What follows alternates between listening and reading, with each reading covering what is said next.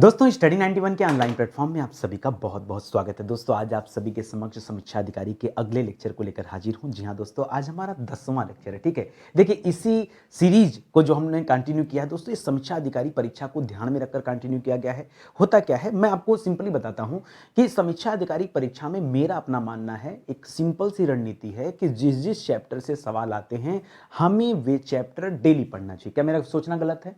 मैं सही सोच रहा हूं ना? और आप भी ऐसा चाहेंगे कि हाँ भाई ये बात तो बिल्कुल सही है कि जहां जहां जिस जिस सब्जेक्ट से या जिस जिस चैप्टर से ज्यादा सवाल आते हैं वो चीजें अगर हम डेली पढ़ते चलें तो बहुत अच्छी बात है। जैसे क्या कुछ हम नहीं पढ़ते हैं, इधर वाले पोर्शन तो हम सभी पढ़ते हैं बड़े मजे के साथ, लेकिन इधर वाले पोर्शन पर हम कम ध्यान देते हैं। जैसे जैसे हम भौतिक रसायन के सवाल जल्दी नहीं देखते हैं, जैसे हम जीव विज्ञान के सवाल नहीं देखते हैं, जैसे साइंस टेक के सवाल नहीं देखते, जैसे इकोनॉमिक्स हम लोग नहीं पढ़ते हैं, जैसे पर्यावरण के सवाल नहीं देखा जाता, जैसे कृषि के सवाल नहीं देखते हैं, जैसे विविध के सवाल नहीं पढ़े जाते। तो इस प्रकार से होता क्या है, आधा सिलेबस पे तो आप मेहनत करते हैं तो आधा मैं मान के चलता हूं कि तैयार रहता है, और जिस पे आप मेहनत नहीं करते हैं वो ये वाली टॉपिक है। ठीक है, तो यहीं से आपके नंबर कट जाते हैं। मैं चाहता हूं कि मैं आपको डेली आपके सब्जेक्ट से रूबरू कराऊं और एक एक चीजों के बारे में बताते चलूं। आज जो हम एग्जाम कवर करने वाले दोस्तों, इसमें प्री मेंस 2021 के भी सवाल आपको मिलेंगे, प्री मेंस 2017 के भी सवाल मिलेंगे, और इसके अलावा मेंस 2016 के साथ साथ मेंस 2014 के सवाल भी मिलेंगे। ठीक है,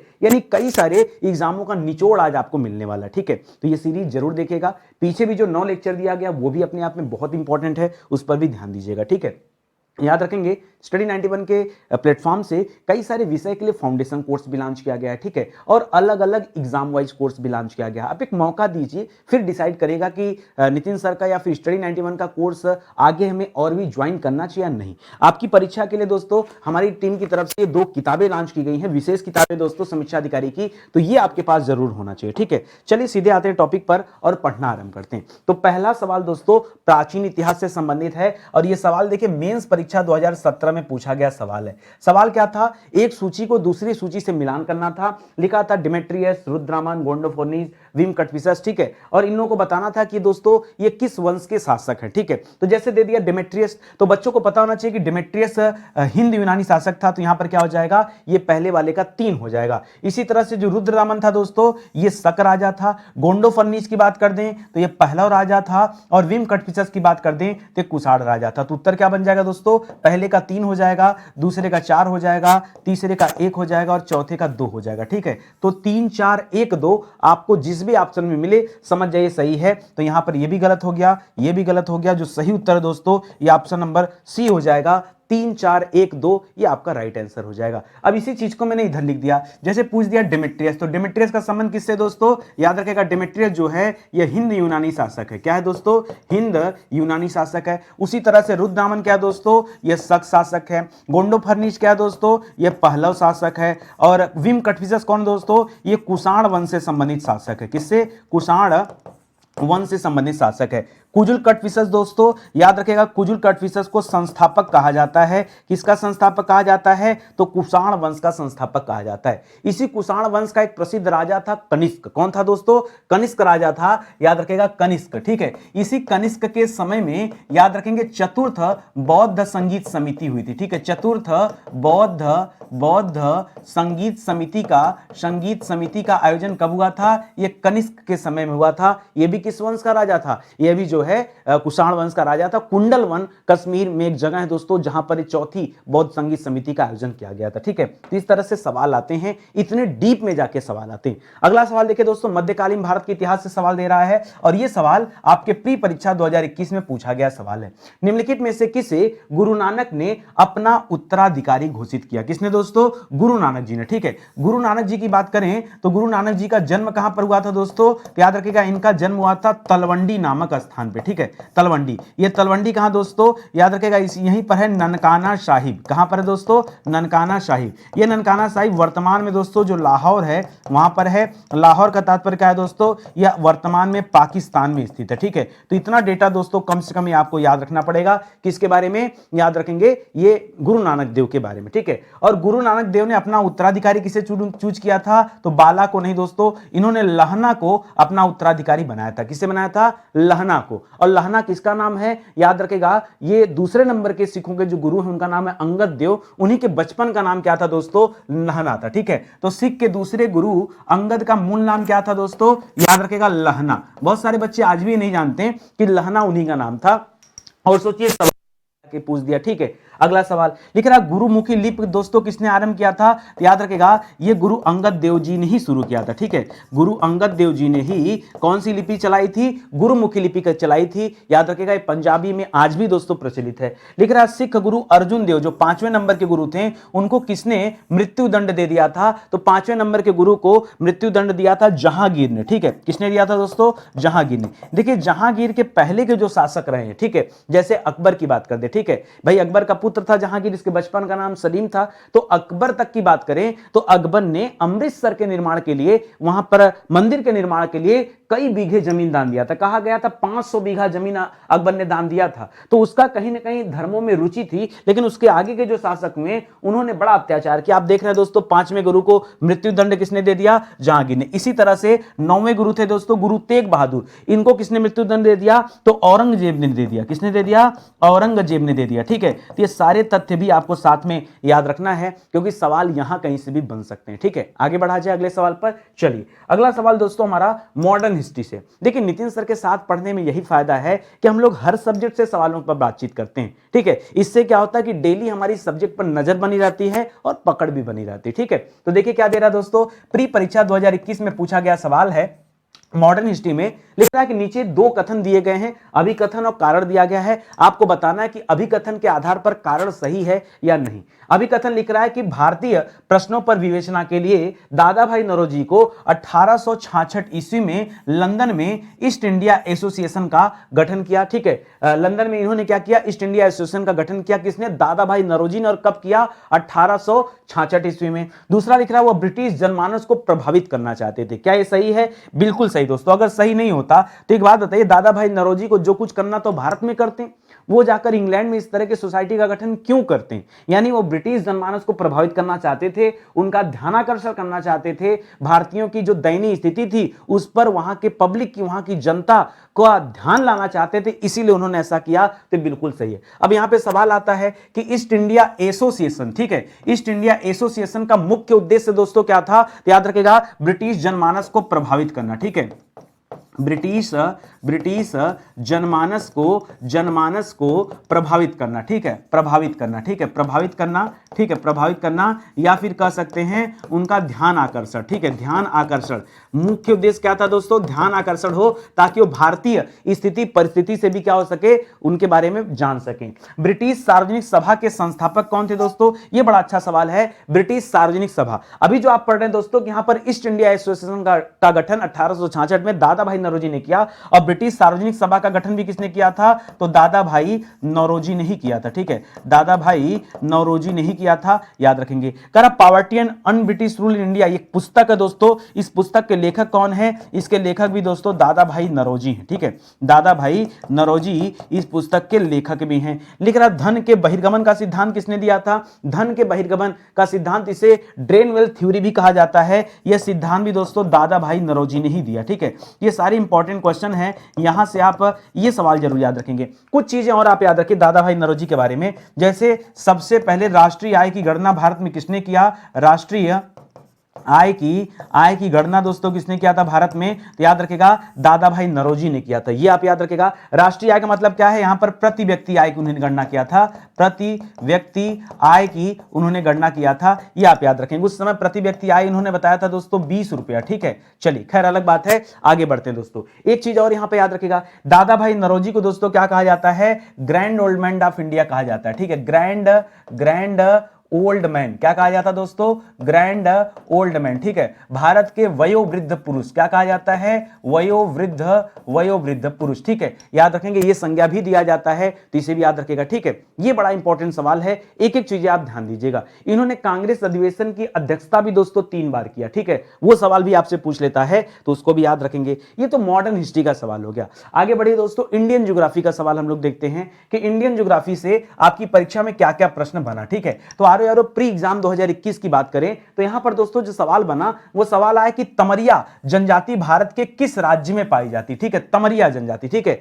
अब बच्चों के सामने ऑप्शन था पश्चिम बंगाल, राजस्थान, झारखंड या मध्य प्रदेश। तो आपको बताना दोस्तों कि तमरिया जनजाति कहां रहती है। याद रखेंगे जनजाति दोस्तों झारखंड की जनजाति है, वहां की आदिवासी जनजाति है, ठीक है, तमरिया जनजाति, ठीक है। ये पश्चिम बंगाल भी गलत ऑप्शन है, राजस्थान भी गलत है और मध्य प्रदेश भी गलत है। लेकिन मान लीजिए कल को कोई परीक्षा में सवाल बन जाए जो मध्य प्रदेश की जनजाति से संबंधित हो, जैसे जैसे आप पूछ दे दोस्तों कि भील जनजाति कहां पाई जाती है, जैसे पूछ दे दोस्तों गोंड जनजाति कहां पाई जाती है, जैसे पूछ दे दोस्तों सहरिया जनजाति कहां पाई जाती है, तो मध्य प्रदेश की जनजातियों के नाम है, याद रखेगा, ठीक है। जैसे पूछ दे आपसे कोरवा जनजाति कहां पाई जाती है, ठीक है, जैसे आपसे पूछ दे खैरवाल कहां पाया जाता है, खैरवाल जनजाति, ऐसे कई सारी जनजातियां हैं जो मध्य प्रदेश से संबंधित जनजातियां हैं। एक बात और बता दूं, ऐसा नहीं कि गोंड जनजाति सिर्फ मध्य प्रदेश में पाई जाती है, गोंड जनजाति उत्तर प्रदेश में भी पाई जाती है, लेकिन हाँ गोंड जनजाति, भील जनजाति ये मध्य प्रदेश में बहुतायत मात्रा में पाई जाती है, ठीक है। इसी तरह से पूछ दिया राजस्थान,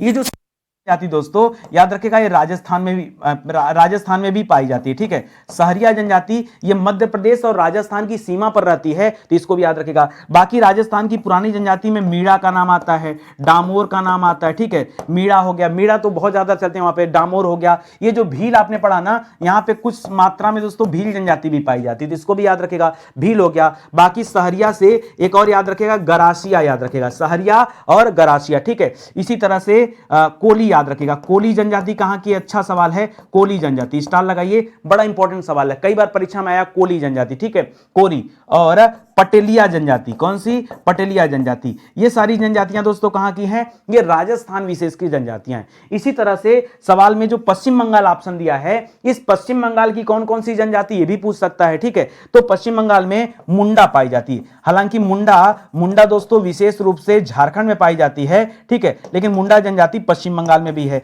इसके अलावा संथाल जनजाति पाई जाती है, इसके अलावा उरांव जनजाति पाई जाती है, 3 विशेष जनजातियां, ठीक है। बाकी भूटिया और हेलो होरा याद रखेगा, ठीक है, भूटिया और हेलो होरा, कौन सा दोस्तों, हेलो होरा जनजाति, ये भी याद रखेगा, ये अच्छा नाम है हेलो होरा, ठीक है, ये भी वहीं पाई जाती है, ठीक है। तो ये सब चीजें आप याद रखेंगे। और अगर मुंडा जनजाति की बात करेंगे दोस्तों, तो मुंडा दोस्तों विशेष रूप से कहां पाई जाती है, झारखंड में। ये तमरिया दोस्तों विशेष रूप से कहां पाई जाती है, झारखंड में, ठीक है। ये सारी चीजें आप अलग से याद रखेगा, ठीक है।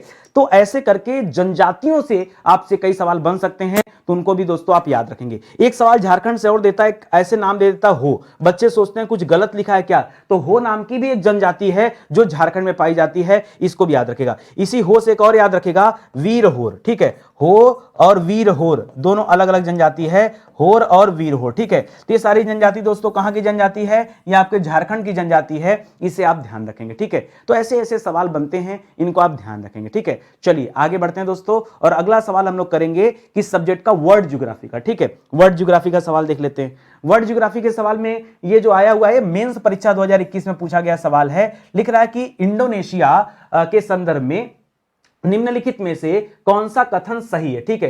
कौन सा कथन सही है दोस्तों, ये आपको बताना है, बहुत ध्यान से पढ़िए। इसमें 15,000 से अधिक द्वीप शामिल हैं, किसके संदर्भ में दोस्तों, इंडोनेशिया के संदर्भ में लिख रहा है। इसमें 15,000 से अधिक द्वीप शामिल हैं, सही है क्या। और इसमें 150 से अधिक सक्रिय ज्वालामुखी हैं, क्या दोस्तों, सक्रिय ज्वालामुखी। तो जो ऑप्शन नंबर 2 दोस्तों यही गलत दे दिया है, ठीक है। यहां पर 150 से ज्यादा नहीं, यहां पे कहा गया दोस्तों लगभग 120 सक्रिय ज्वालामुखी, ठीक है। कितना दोस्तों, लगभग 120 के आसपास दोस्तों हैं, लेकिन यहां संख्या 150 बोल करके बहुत ज्यादा संख्या बता दे रहा है, तो ये गलत हो जा रहा है इस वजह से, ठीक है। तो यहां पर देखिए याद रखेंगे, केवल एक का जो है कथन आपका सही हो जाएगा, बाकी दूसरा वाला कथन गलत हो जाएगा। लिख रहा है सर्वाधिक मुस्लिम आबादी वाला देश कौन सा है पूरे दुनिया में, ठीक है। तो याद रखेगा सर्वाधिक मुस्लिम आबादी कहां की है दोस्तों, ये ठीक है, इंडोनेशिया। और दुनिया का सबसे बड़ा, वैसे द्वीप की बात करेंगे तो ग्रीनलैंड पड़ेगा, लेकिन सर्वाधिक आबादी वाले द्वीप की बात करेंगे तो उसमें भी दोस्तों इंडोनेशिया का नाम आता है। लिख रहा विश्व का सर्वाधिक जनसंख्या वाला द्वीप कौन सा है,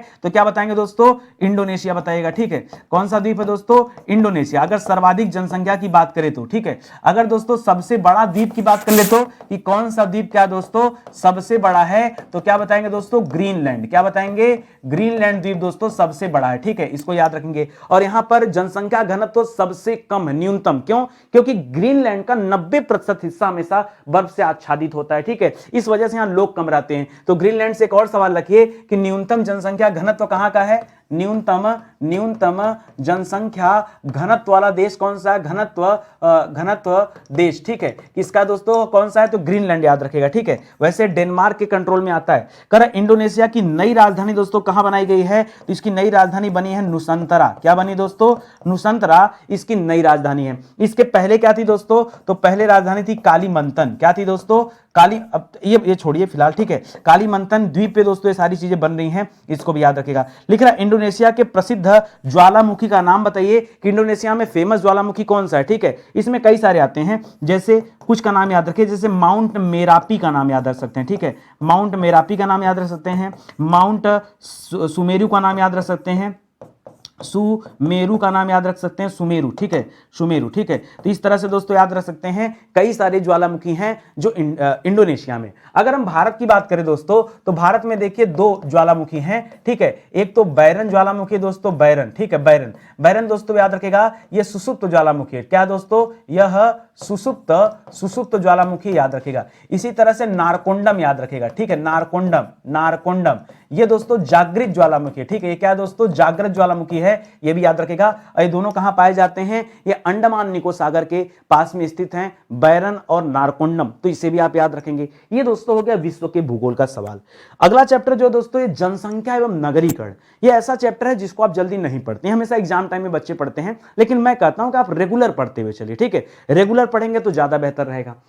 मेंस परीक्षा 2017 में पूछा गया सवाल है, लिखा है कि 2021 की जनगणना के अनुसार किस केंद्र शासित प्रदेश में लिंगानुपात क्या दोस्तों? न्यूनतम है। लिंगानुपात न्यूनतम है। पिछली क्लास में दोस्तों मैंने आपको बताया था दादरा नगर हवेली के बारे में कि दादरा नगर हवेली जो है दोस्तों, दादाजी कम पढ़े लिखे थे, तो न्यूनतम क्या था दोस्तों? वहां पर साक्षरता था। अभी दोस्तों लिंगानुपात की बात कर दिया कि सबसे कम लिंगानुपात किसका है, ठीक है। अच्छा, सबसे कम। एक चीज और मैं बता दूं, लक्षद्वीप में दोस्तों क्या था? सर्वाधिक साक्षरता, जो हम पढ़े हैं कम से कम उसको तो याद रख सकते हैं ना। सर्वाधिक साक्षरता किसकी थी दोस्तों? तो इसकी थी। न्यूनतम साक्षरता किसकी थी दोस्तों? न्यूनतम साक्षरता। अभी जो सवाल पूछा दोस्तों, ये लिंगानुपात का सवाल पूछा। लिंगानुपात मतलब क्या होगा? सेक्स रेशियो, मतलब 1000 पुरुषों पर महिलाओं की संख्या। अगर राज्य की बात होती तो राज्य में हरियाणा आ जाता दोस्तों, सबसे कम लिंगानुपात किसका? हरियाणा का। लेकिन दोस्तों अगर यहां पर न्यूनतम लिंगानुपात हम इस वाइज देखें तो दमन दीव दोस्तों ये न्यूनतम लिंगानुपात के लिए जाना जाता है। न्यूनतम लिंगानुपात के लिए ये जाना जाता, तो जो सही उत्तर है ये हो जाएगा ऑप्शन नंबर सी, आपका राइट आंसर हो जाएगा, ठीक है। लिख रहा सर्वाधिक लिंगानुपात वाला केंद्र शासित प्रदेश कौन सा है? किसका लिंगानुपात सबसे ज्यादा है? अगर हम प्रदेश की बात करें तो याद रखेंगे दोस्तों, पुदुचेरी का नाम याद रखेगा, ठीक है। पुदुचेरी का लिंगानुपात सर्वाधिक है, कितना दोस्तों? तो लगभग 1037 के आसपास है। न्यूनतम लिंगानुपात वाला केंद्र शासित प्रदेश कौन सा दोस्तों? तो सबसे कम लिंगानुपात किसका है? मैंने बताया तो दमन दीव का, ठीक है, दमन एंड दीव का है दोस्तों। कितना है? तो 618, आप खुद ही देख लो। नंबर 1 पर दोस्तों सबसे न्यूनतम दोस्तों यही है, याद रखेंगे, ठीक है। इसके बाद दोस्तों 1 नंबर पे आता है, 2 नंबर पे आएंगे तब आपको दादरा नगर हवेली मिलेगा, ठीक है, दादरा नगर हवेली मिलेगा। अब तो दमन दीव और दादरा नगर हवेली का क्या कर दिया गया? विलय कर दिया गया। तो यहां का 618, तो इसका बहुत ज्यादा नहीं है, लेकिन इनसे तो ज्यादा ही है, 974 याद रखेगा। ये दोस्तों दूसरे नंबर पे आएगा। इसके बाद दोस्तों जो चंडीगढ़ नाम दे रहा है ना, चंडीगढ़ का नाम आता है दोस्तों, ये भी याद रखेंगे, ठीक है, चंडीगढ़ का नाम आता है। चंडीगढ़ दोस्तों किस नंबर पे आता है? ये तीसरे नंबर पर आता है, तो इसको भी याद रखेंगे, ठीक है। इसका 974 नहीं है, इसका 674 है, ठीक है, 674 है इसका, 674 दोस्तों, और इसका 818 है, ठीक है, 818 चेक कर लीजिए एक बार। फिलहाल आपने को ऑप्शन नंबर 1 से मतलब मैं देखिए ज्यादा नहीं याद करके रखा हूं, 2-2 3-3 मेरे दिमाग में रहते हैं, तो कोशिश करता हूं बता देने का। सर्वाधिक लिंगानुपात वाला केंद्र शासित प्रदेश कौन सा है? लिख दिया दोस्तों सर्वाधिक। सेक्स रेशियो सबसे ज्यादा कहां पर है? किस केंद्र शासित प्रदेश में? तो सबसे ज्यादा हम पहले ही पढ़ चुके हैं दोस्तों, पुदुचेरी में, ठीक है, पुदुचेरी में। और पुदुचेरी में कितना दोस्तों? तो 1037। नंबर 1 पर दोस्तों पुदुचेरी आता है, नंबर 2 पर लक्षद्वीप आ जाएगा। नंबर 2 पर कौन आ जाएगा? लक्षद्वीप आ जाएगा, 997 997, ठीक है, लक्षद्वीप 997, यह नंबर 2 पर आ जाएगा, ठीक है। तो इसको भी याद रखिएगा, सर्वाधिक लिंगानुपात। और वहीं अगर राज्य की बात करता दोस्तों, अगर यही राज्य की बात कर लेता तो याद रखेगा राज्य में 2 मामले, सर्वाधिक कहां पर दोस्तों, तो राज्य में केरल में सर्वाधिक है, और न्यूनतम कहां पर है दोस्तों, तो न्यूनतम याद रखेगा सबसे खराब हरियाणा में, बिहार मत कर दीजिएगा, ठीक है, हरियाणा, ठीक है, हरियाणा करिएगा। बिहार दोस्तों जनसंख्या, बिहार उसमें है, क्या बोलते हैं, साक्षरता में है, ठीक है, साक्षरता में बिहार है, यहां पे दोस्तों हरियाणा आ जाएगा, ठीक है। चलिए आगे बढ़ते हैं दोस्तों, अगला सवाल करते हैं। अगला जो हमारा चैप्टर दोस्तों, ये चैप्टर है संविधान का, भारतीय संविधान, भारतीय राज्य व्यवस्था, यहां से संबंधित सवाल देख लेते हैं। देखिए ये सवाल आपके मेंस परीक्षा 2021 में पूछा गया सवाल है। लिख रहा सूची 1 को सूची 2 से सुमेलित कीजिए, न्यूनतम आयु बताए और आपको बताना है कि किसकी आयु कितनी हो सकती है।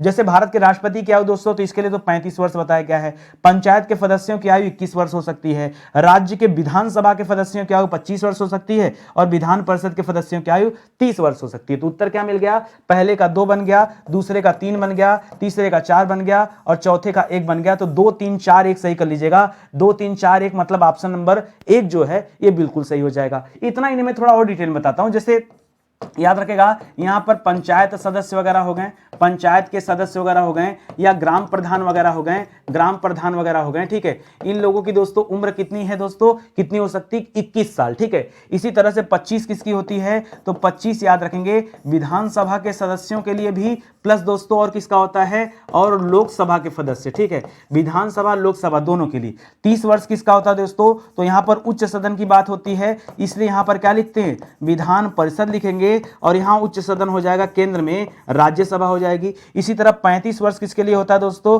तो राज्य के मामलों में राज्यपाल के लिए 35 वर्ष है, और केंद्र के मामलों में राष्ट्रपति के लिए उम्र कितनी होनी चाहिए, 35 वर्ष होनी चाहिए। प्रधानमंत्री के लिए दोस्तों कितना होना चाहिए, प्रधानमंत्री के लिए तो चाहे प्रधानमंत्री हो, चाहे किसी भी तरह का मंत्री विशेष हो, इन सभी के लिए क्या होता है, 25 वर्ष, ठीक है। तो प्रधानमंत्री के लिए सीधे सीधे कहा गया है कि लोकसभा के सदस्य बनने की योग्यता हो, यह कहा गया है। भले ही प्रधानमंत्री राज्यसभा से आया हो, लेकिन जो योग्यता उसके पास होनी चाहिए, कम से कम लोकसभा सदस्य बनने की योग्यता होनी चाहिए। ये सारी बातें याद रखेंगे तो ये हो जाएगा आपका कलेक्शन, ठीक है। ये दोस्तों संविधान से पूछा गया सवाल था। इसी तरह आगे बढ़ते हैं दोस्तों, और भौतिक विज्ञान से संबंधित, रसायन विज्ञान से संबंधित हम लोग सवाल देखते हैं, ठीक है। देखिए प्री परीक्षा 2021 में पूछा गया सवाल है, लिख रहा है कि हाइड्रोजन सल्फाइड प्रदूषक का मुख्य स्रोत क्या है। हाइड्रोजन सल्फाइड किससे निकलता है, लिख रहा ताप विद्युत संयंत्र से नहीं, तेल की रिफाइनरी से नहीं, ऑटोमोबाइल से नहीं, ये किससे निकलता दोस्तों, ये सड़ते हुए वनस्पति और पशु पदार्थों से निकलता दोस्तों। क्या निकलता दोस्तों, हाइड्रोजन सल्फाइड निकलता। तो ऑप्शन नंबर 1 बिल्कुल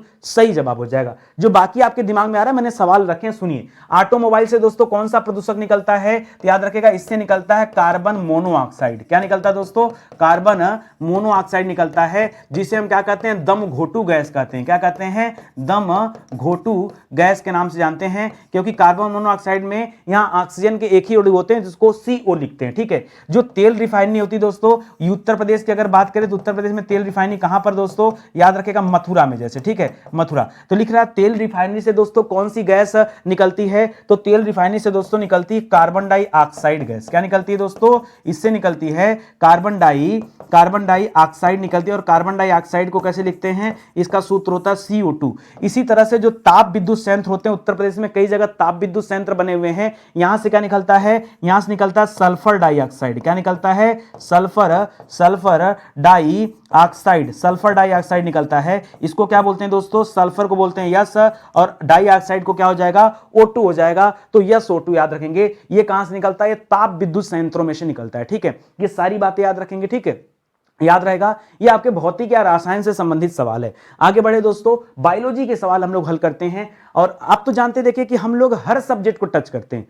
हर सब्जेक्ट को टच करने से कितना फायदा मिलने वाला ये आप खुद जानते हैं, मुझे बहुत ज्यादा एक्सप्लेन करने की जरूरत आपको नहीं है, ठीक है। देखिए यहां पर क्या लिखा है दोस्तों, प्री परीक्षा 2021 में पूछा गया सवाल है। क्या सवाल है, लिख रहा 10 से अधिक दिनों तक उपवास करने पर लीवर पर दोस्तों क्या इफेक्ट पड़ता है, ठीक है। मान लीजिए कोई व्यक्ति क्या हो गया, 10 दिन तक क्या हो गया, व्रत रख लिया। 10 दिन का व्रत मतलब क्या हो गया, यानी अब उसके शरीर में अन्न नहीं लेगा हो, ठीक है। व्रत मतलब क्या हो गया, अन्न नहीं लेगा। अगर वो अन्न नहीं ले रहा है तो बहुत सारी चीजों से दूर हो जाएगा, जैसे उसे प्रोटीन नहीं मिल पाएगा, जैसे दोस्तों उसे कार्बोहाइड्रेट नहीं मिलेगा। अब प्रोटीन किसके लिए जरूर, कार्बोहाइड्रेट, ठीक है, हाइड्रेट, ठीक है, प्रोटीन किस लिए जरूर है? तो शारीरिक क्षमता के विकास के लिए, इम्यूनिटी के लिए दोस्तों प्रोटीन की आवश्यकता होती है। कार्बोहाइड्रेट की आवश्यकता दोस्तों त्वरित ऊर्जा के लिए होती है, ठीक है। जैसे दिन भर हमारी पलकें झप रही हैं, हम देखने का काम कर रहे हैं, हम सुनने का काम कर रहे हैं, हमारे हृदय चल रहे हैं, हमारे पैर हाथ पैर चल रहे हैं, ये सब दोस्तों त्वरित ऊर्जा से पूरा होता है। तो कार्बोहाइड्रेट वगैरह हो गया, और कई सारे तरह के मिनरल्स की भी कमी हो सकती है, या कह सकते हैं विटामिन की भी कमी हो सकती है। तो लीवर पर क्या प्रभाव पड़ेगा दोस्तों? कह रहा लीवर में ग्लूकोज स्तर कम हो जाता है, या लीवर में ग्लूकोज स्तर बढ़ जाता है, या लीवर में ट्राइग्लिसराइड दोस्तों घटने लगता है, या लीवर में ट्राइग्लिसराइड क्या होता है? बढ़ने लगता है। देखिए ट्राइग्लिसराइड जो लिखा दोस्तों, इसका मतलब सीधे सीधे आप वसा ले लो, ठीक है। तो वसा घटने लगता है या वसा बढ़ने लगता है? देखिए वसा तो तब बढ़ेगा शरीर में जब खूब ज्यादा आप पूड़ी पराठा और खूब तेल मसाले खाने लगो, तो लीवर में क्या होगा दोस्तों? ये वसा जो है बढ़ने लगेगा। तो वसा से तो यहां कोई मतलब है नहीं, क्योंकि आप तो खाने में कुछ ले ही नहीं रहे हो, तो तेल मसाला तो दूर हो गया, ठीक है। ग्लूकोज का स्तर बढ़ता नहीं दोस्तों, ग्लूकोज का स्तर कम होने लगता है। क्यों? कार्बोहाइड्रेट शरीर में जाएगा नहीं तो ग्लूकोज मिलेगा नहीं। अगर हम कार्बोहाइड्रेट के त्वरित सोर्स की बात करें तो ग्लूकोज सबसे बढ़िया सोर्स होता है, तो ग्लूकोज का स्तर क्या होगा? कम होने लगेगा, क्योंकि 10 दिन से खाना नहीं खाया जा रहा। तो यहां पर ऑप्शन नंबर 1 दोस्तों सही हो जाएगा। एक सवाल ये आता दोस्तों, मानव शरीर की सबसे बड़ी ग्रंथि कौन सी है? तो सबसे बड़ी ग्रंथि कौन दोस्तों? लीवर को कहा जाता है। लीवर जो है सबसे बड़ी ग्रंथि है, याद रखेंगे। लीवर कहिए चाहे यकृत कहिए, एक ही बात है, ठीक है। मानव शरीर की दूसरी सबसे बड़ी दोस्तों ग्रंथि कौन सी है? तो दूसरे नंबर की ग्रंथि दोस्तों अग्न्याशय है। कौन सा है दोस्तों? अग्न्याशय। अग्न्याशय को क्या कहते हैं? इसको पैंक्रियाज कहते हैं। क्या कहते हैं दोस्तों? पैंक्रियाज कहते हैं अग्न्याशय। यहीं से दोस्तों इंसुलिन का श्रावण होता है। अग्न्याशय की बीटा कोशिकाओं से इंसुलिन निकलता है, वही इंसुलिन क्या करते हैं दोस्तों? अगर उसी की कमी हो जाती तो क्या हो जाता है? मधुमेह नामक रोग होता है, डायबिटीज जिसको आप बोलते हैं, ठीक है। क्यों? क्योंकि दोस्तों ये जो शर्करा है वो दोस्तों ब्लड में जाके मिलने लगता है, ठीक है, इस वजह से हो जाता है। लेकिन मानव शरीर की सबसे छोटी ग्रंथि दोस्तों कौन सी होती है? तो याद रखेगा सबसे छोटी ग्रंथि है पिट्यूटरी ग्रंथि। कौन सी? पिट्यूटरी, ठीक है। पिट्यूटरी लिखिए, चाहे यहां पर पीयूष ग्रंथि लिख लीजिए। क्या लिखिए दोस्तों? पीयूष ग्रंथि जो दोस्तों, सॉरी सबसे छोटी पूछ रहा ना, पीनियल ग्लैंड होता है, ठीक है। सबसे छोटी क्या होता है दोस्तों? पीनियल ग्लैंड होता है। पीनियल ग्लैंड याद रखेगा, ग्लैंड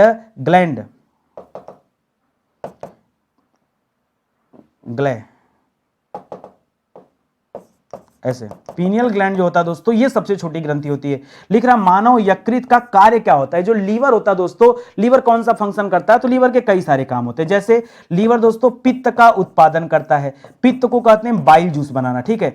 तो याद रखेगा पित्त का उत्पादन करता है। यही जो बाइल जूस होता है दोस्तों, ये भोजन को पचाने में मदद करता है, ठीक है। और इसके अलावा जो सबसे इंपॉर्टेंट काम है वो है दोस्तों हाइड्रेट का क्या? चयापचय, ठीक है, यानी चय अपचय, यानी कार्बोहाइड्रेट को पचाने का काम कौन करता है? यही लीवर करता है, ठीक है। तो लीवर खराब हुआ तो जान लीजिए कहानी खराब हो जाती है, दिक्कत ज्यादा बढ़ जाता है, ठीक है। लीवर फेल होने से दोस्तों कौन कौन सा खतरा बढ़ता है? याद रखेंगे सबसे बड़ा जो है कि बाइल जूस क्या हो जाएगा? बाहर आ जाएगा, और इस तरह से पूरी शरीर पीली पड़ जाती है, तो पीलिया नामक रोग हो जाता है। इसे भी आप याद रखेंगे, ठीक है।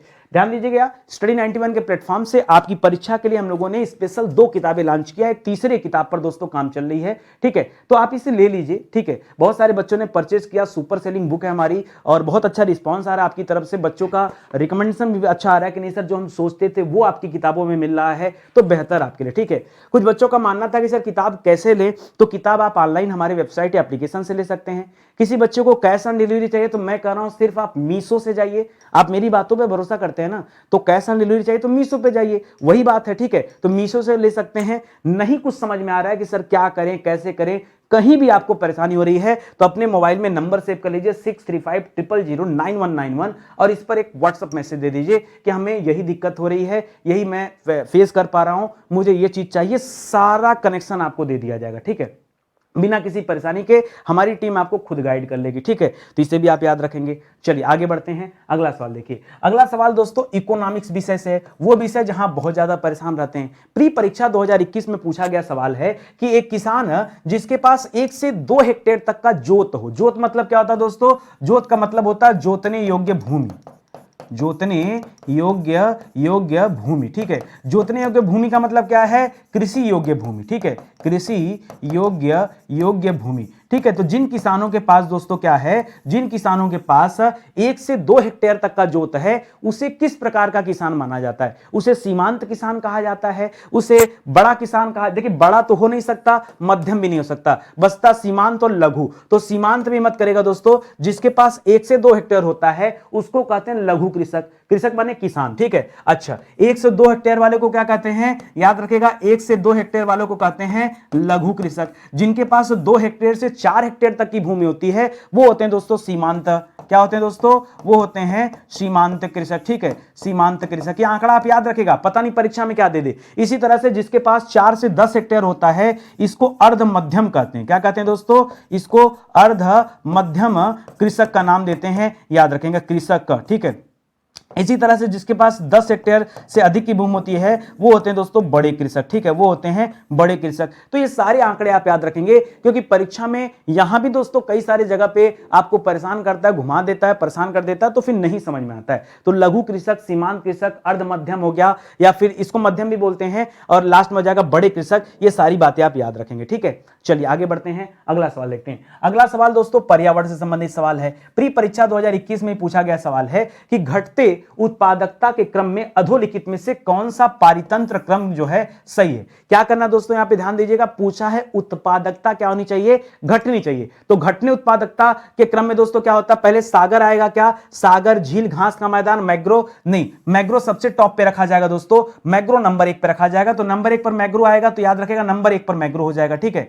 मैग्रो के बाद दोस्तों घास का मैदान होता है, फिर दोस्तों झील होता है, फिर दोस्तों सागर होता है। तो यहां पे जो आपका उत्तर होना चाहिए ऑप्शन नंबर सी। देखिए इनका अपना एक फिक्स सीक्वेंस होता है, ठीक है, इनका अपना एक फिक्स सीक्वेंस होता है, भी याद रखेगा। तो मैग्रो, मैग्रो के बाद घास का मैदान, घास के मैदान के बाद झील, झील के बाद सागर होता है, इसको याद रखेंगे। लिख रहा है खुले महासागरीय परितंत्र की उत्पादकता होती है, ठीक है। तो जो खुला होता है दोस्तों वहां उत्पादकता सबसे कम होती है। उत्पादकता क्या होती है दोस्तों? सबसे कम। बच्चों ने एक बात पढ़ रखा है कि महासागर सर्वाधिक अस्थाई पारितंत्र माना जाता है, सर्वाधिक अस्थाई पारितंत्र माना जाता है। और यहीं से सोच लेते हैं कि शायद इसको टॉप पे होना चाहिए। परीक्षा में यही दिमाग काम करता है। तो टॉप पे तो हमेशा बच्चे चाहे उत्तर ए चूज करते हैं चाहे डी चूज करते हैं, गलती यहां पर हो जाती है। आप ध्यान दीजिएगा कि खुले महासागरीय पारितंत्र में उत्पादकता जो होती है वो क्या होती है? न्यूनतम होती है, सबसे कम होती है। इसीलिए सागर को लास्ट में रखना है। तो जिन बच्चे को एक आंसर पता होगा वो अपने आप देखिए सागर को अंतिम में कर लेंगे, और एक ही उत्तर यहां पे सही हो जाएगा, ऑप्शन नंबर सी, ठीक है। अगला सवाल लिख रहा है किसके आसपास के पारितंत्र की तुलना में अधिक उत्पादकता होती है दोस्तों? तो जहां पर इकोटोन होता है, जहां पर क्या होता है दोस्तों? इकोटोन होता है, वहां पर। इकोटोन का मतलब क्या होता है? जैसे जहां पर मैग्रो हो जाए, क्या हो जाए दोस्तों? मैग्रो हो जाए, जहां घास के मैदान हो, ठीक है, घास के मैदान हो, ये उनकी बात कर रहा है इकोटोन, ठीक है, इसको याद रखेगा। पारितंत्र में ऊर्जा का पिरामिड कैसा होता है दोस्तों? तो ऊर्जा का पिरामिड, पारितंत्र की बात करेंगे तो पारितंत्र में ऊर्जा का पिरामिड हमेशा सीधा होता है। लोगों ने पता नहीं क्यों उल्टा रट रखा है, ठीक है। ध्यान दीजिएगा, ऊर्जा के पिरामिड की बात हो रहा है, ऐसे पिरामिड चेंज हो जाता है।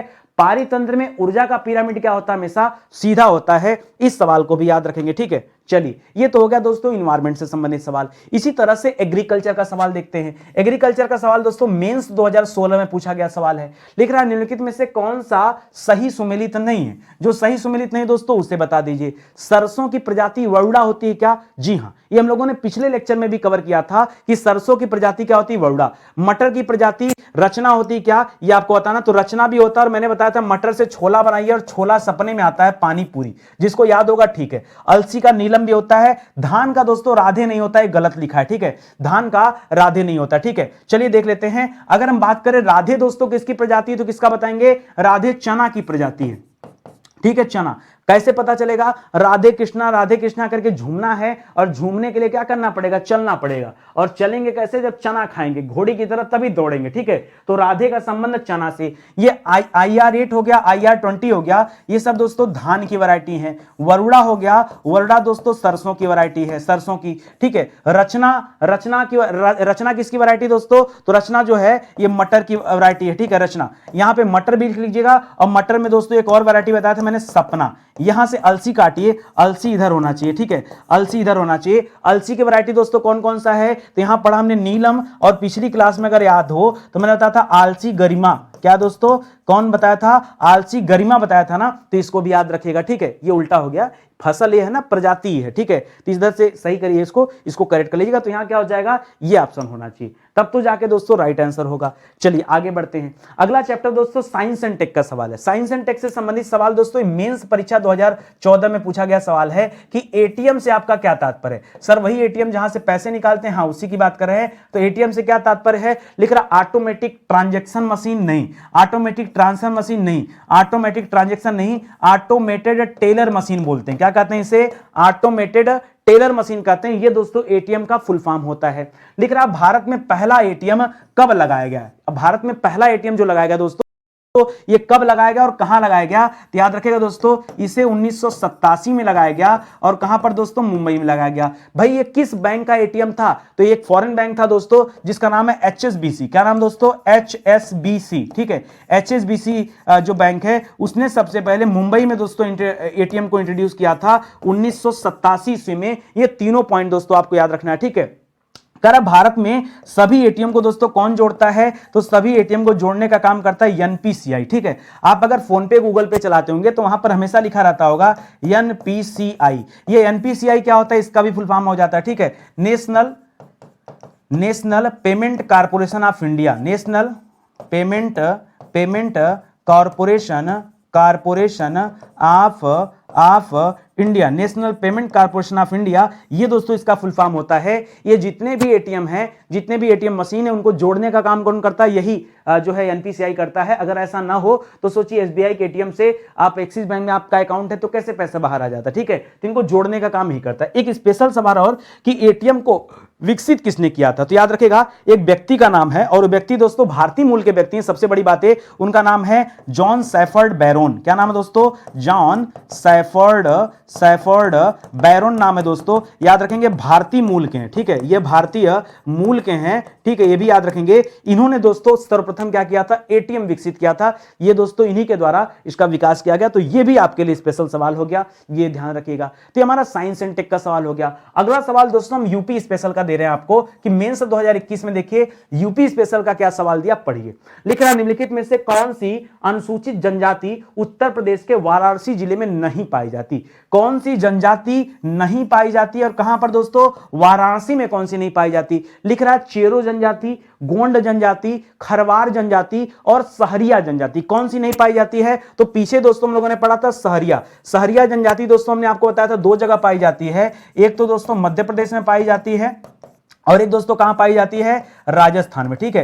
तो ये मध्य प्रदेश राजस्थान की जनजाति दोस्तों ये बनारस में कहां से आ जाएगा, ठीक है, इसलिए यही उत्तर आपका सही हो जाएगा। तो लिख रहा उत्तर प्रदेश में सहरिया जनजाति कहां पाई जाती है, हाँ ये मिल सकता है एमपी के बॉर्डर वाले हिस्से में मिल सकता है। एमपी का बॉर्डर जैसे ललितपुर का नाम सुना आपने, ललितपुर का नाम सुना, झांसी से आगे बढ़ेंगे तो ललितपुर मिलेगा, ठीक है, नीचे साइड, ठीक है, नीचे दक्षिण साइड में ललितपुर मिलेगा। तो ललितपुर में खासकर पाया जाता है। और क्यों पाया जाता है दोस्तों, क्योंकि मध्य प्रदेश का दोस्तों वहां पर क्या है, बॉर्डर आ जाता है, ठीक है। तो आसपास के क्षेत्रों में यह स्थान पड़ता है, इसलिए यहां पर सहरिया जनजाति मिलती है। बनारस में कैसे मिलेगी, बनारस तो पूर्वांचल का हिस्सा है।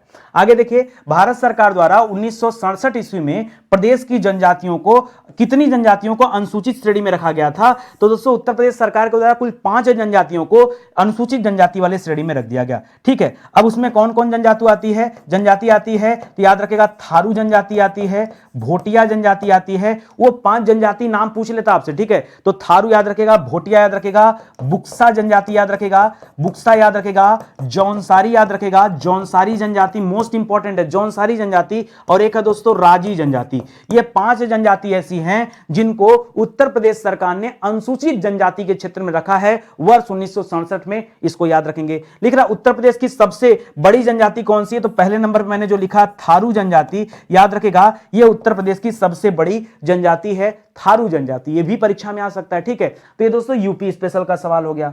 आगे बढ़िए, एक सवाल दोस्तों हम लोग विविध से करेंगे। ये देखिए प्री परीक्षा 2021 में पूछा गया सवाल है कि भारत की संसद द्वारा आपदा प्रबंधन अधिनियम कब पारित किया गया। ऐसा सवाल भी आ जाता है। पर्टिकुलर एक एक करके अधिनियम दे देता है और पूछ देता है कि वो अधिनियम कब पारित किया गया। अब सवाल में दे रहा दोस्तों कि 2001 में पारित किया गया, नहीं, ये अधिनियम दोस्तों 2005 में पारित किया गया था, 2009 नहीं, 2013 नहीं, ठीक है। 2009 में दोस्तों मनरेगा आया था, महात्मा गांधी वाला मनरेगा, ठीक है, जब नाम जोड़ा गया था। 2005 में नरेगा आया था, 2009 में मनरेगा आया था, ठीक है। आपदा प्रबंधन अधिनियम दोस्तों कब लागू किया गया, तो अब देखिए, रुकिए, यहां पर लिखा था कब पारित हुआ, तो पारित बोले तो लिखिए 5 में, और लिखे दोस्तों कि कब लागू हुआ, तो लागू बताएगा लागू हुआ 2006 में। अब बच्चे यहीं पे जो है गड़बड़ी कर देते हैं, रट के बैठे हैं 5, और यहां पे देखा, अभी मैं भी नहीं देखा होता तो लागू वो तो कहिए कि जल्दीबाजी में दिख गया, ठीक है। तो लागू होगा तो लागू 6 में हुआ है, अधिनियम कब आया दोस्तों, 5 में आया है। इसी तरह का रहा राष्ट्रीय आपदा प्रबंधन दिवस दोस्तों कब मनाया जाता है, तो हर साल सितंबर मनाया जाता है, 28 सितंबर को, ठीक है। 28 सितंबर को क्या मनाया जाता है, आपदा प्रबंधन दिवस। राष्ट्रीय आपदा प्रबंधन संस्थान दोस्तों भारत में कहां स्थित है, तो यह संस्थान दोस्तों स्थित हमारी राजधानी नई दिल्ली में। कहां पर स्थित है दोस्तों, नई दिल्ली में यह स्थित है। राष्ट्रीय आपदा प्रबंधन संस्थान का अध्यक्ष कौन होता है दोस्तों, तो पदेन अध्यक्ष माना जाता है प्रधानमंत्री को, ठीक है। पदेन अध्यक्ष कौन होता है, याद रखेंगे प्रधानमंत्री, ठीक है। प्रधानमंत्री इसके पदेन अध्यक्ष होते हैं, तो ये सवाल भी आप याद रखेंगे। तो इस तरह के दोस्तों इंपॉर्टेंट सवाल आपसे आपकी परीक्षा में पूछे जाते हैं। अगर आप इधर उधर के चक्कर में पढ़ेंगे और मैराथन के चक्कर में पढ़ेंगे, ठीक है, तो जान जाओ ना कुछ होने वाला नहीं है। क्योंकि असली बात यह है कि समीक्षा अधिकारी में इस प्रकार के प्रश्न बनते हैं, तो उस प्रश्न को कैसे पढ़ना है, आप नितिन सर के साथ लगे रहो। देखो, आप 10 जगह से पढ़ो, नहीं बुराई है, ठीक है, लेकिन नितिन सर का साथ मत छोड़ो, स्टडी 91 का साथ मत छोड़ो, क्योंकि यहां से जो चीजें पढ़ेंगे ना, ये आपको कुछ अच्छा ही देगी। भाई बुरा तो नहीं होगा ना। मान लो आपने कहा सर हम 2-4 चैनल से और पढ़ते हैं, सर हम ऑफलाइन भी पढ़ते हैं, पढ़ो ना भाई। हर आदमी किस लिए आपको पढ़ा रहा है, बात को समझिए। मैं नहीं कह रहा हूं कि मत पढ़ो, हर व्यक्ति पढ़ाने वाला यही चाह रहा है कि आप समीक्षा अधिकारी बन जाओ। तो अगर सामने वाले की भावना ऐसी है तो क्यों उससे दूर जाना। आप उनकी भी क्लास लेते रहो, साथ में ये भी पढ़ते चलो। मेरे साथ दोस्तों पढ़ने का एक फायदा यह होगा कि मैं वो चीजें आपको दिखा रहा हूं अभी कि जो आपके परीक्षा में आता है। जब धीरे धीरे दोस्तों इसके पैटर्न को आप समझ जाएंगे ना, तो बाद में जब आप किताब को खोल के पढ़ेंगे तो आप हमेशा उसी लेवल के सवालों को करेंगे। जैसे अभी हम प्रीवियस ईयर पेपर पे डिस्कस कर रहे हैं, कल को आपको लगे कि सर प्रीवियस ईयर पेपर बस करिए, मॉडल टेस्ट पेपर बनाइए, तो मैं तो जो क्वेश्चन बनाऊंगा वो तो और हाई लेवल के बनाऊंगा, आसान लेवल तो होगा नहीं। क्यों, क्योंकि आपके परीक्षा का लेवल आपको समझ में आ गया, ठीक है। तो पहले लेवल समझते हैं और हर एक विषय का लेवल देखते हैं। ऐसा नहीं कि इतिहास भूगोल संविधान से मतलब है, हमें तो इकोनॉमिक्स से भी मतलब है, हमें इन्वायरमेंट से भी मतलब है। मैं ये सीरीज इसीलिए लेकर आया ताकि जहां आप दूर भागते हैं ना, दूर न भागिए, आप पढ़िए। आपको मैं जबरदस्ती पढ़ाऊंगा, क्योंकि अगर बनना समीक्षा अधिकारी तो भाई मेहनत तो करना पड़ेगा, इसका कोई जोड़ तोड़ नहीं है, ठीक है। आज का सेशन ही समाप्त होता है। ऐसे विषय जो पूरी तरह से पढ़ा दिए गए हैं, ये उन्हीं के हैंड रिटन नोट्स हैं, हाथ से लिखे हुए नोट्स हैं। इन नोट्स को हमने खुद तैयार किया है, तो इसे आप ले सकते हैं, लेकिन आपको ई बुक फॉर्मेट मिलेगा। जब मिलेगा तो आप प्रिंट आउट करा सकते हैं। ये किताब अगर आप ऑर्डर करते हैं दोस्तों, तो किताब बाई पोस्ट आपके घर जाएगी। सारा आपके मन में जो सवाल उठ रहा है, नीचे डिस्क्रिप्शन में दोस्तों उस सवाल का सोल्यूशन है। आप सब कुछ जान सकते हैं कि कैसे खरीदा जाए, कहां से खरीदा जाए, सब कुछ आपको मिल जाएगा नीचे डिस्क्रिप्शन में, तो आप चेक कर लीजिएगा, ठीक है। एक निवेदन आखिरी टाइम बस यही करना चाहूंगा, आपको लग रहा हो कि नितिन सर बहुत ईमानदारी से बहुत शानदार क्लास दे रहे हैं। देखिए, जिस तरह से जीएस की क्लास चल रही है, उसी तरह से रात में हिंदी की क्लास चल रही है। उसमें भी हिंदी के जितने चैप्टर पूछे जाते हैं, सब चैप्टर पे डेली डिस्कशन किया जा रहा है, तो उसे भी आप ज्वाइन करें ताकि दोनों चीजें एक साथ तैयार होता रहे, ठीक है। जीएस भी और हिंदी भी, और सेम चल रहा है। इसका भी 10वां पार्ट है तो उसका भी 10वां पार्ट मिलेगा, इसका 11वां लेक्चर आएगा तो उसका भी 11वां लेक्चर आएगा, मतलब सब कुछ एक बराबर चल रहा है। तो आप साथ में जुड़िए और पढ़िए। अच्छा लगे, अगर आपको अंदर से फील हो रहा कि नहीं नितिन सर वाकई मेहनत कर रहे हैं, तो जाते जाते एक लाइक जरूर दीजिएगा, कमेंट जरूर करिएगा और शेयर करिएगा, ठीक है। ये आपके लिए कठिन नहीं है, क्योंकि आपके जेब से पैसे नहीं खर्च होते इन सबको काम करने में, लेकिन जो व्यक्ति अच्छा काम करता है, अगर आप उससे आगे बढ़ाएंगे तो निश्चित रूप से देश का भला होगा। तो ये सारी भावना आपके अंदर होनी चाहिए, जैसे मेरे अंदर है, ठीक है। मिलते हैं दोस्तों अगले लेक्चर में, तब तक के लिए बहुत बहुत धन्यवाद आपका। जय हिंद, जय Bharat, thank you so much.